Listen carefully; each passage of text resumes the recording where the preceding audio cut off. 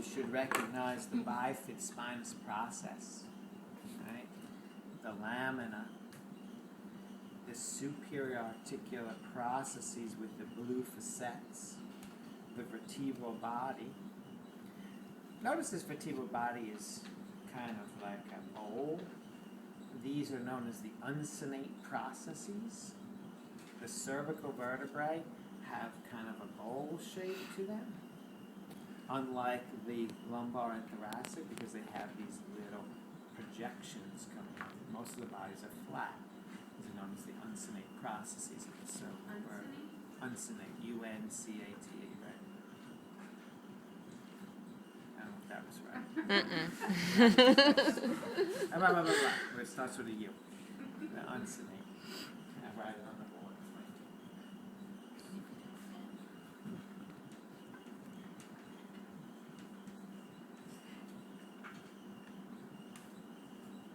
And then what you can see here is your spinal cord.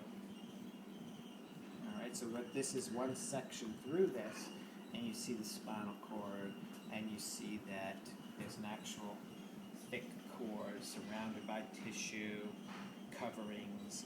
And I want you to notice here on the sides, the yellow coming out, that is your spinal nerve. Over here is your spinal nerve. These things coming out is a spinal nerve coming out of one of the intervertebral foramina. The holes that the nerves come out of are the intervertebral foramina. So this gray thing coming out is your spinal nerve. You got your spinal nerve over here. Okay, so that matches up to this.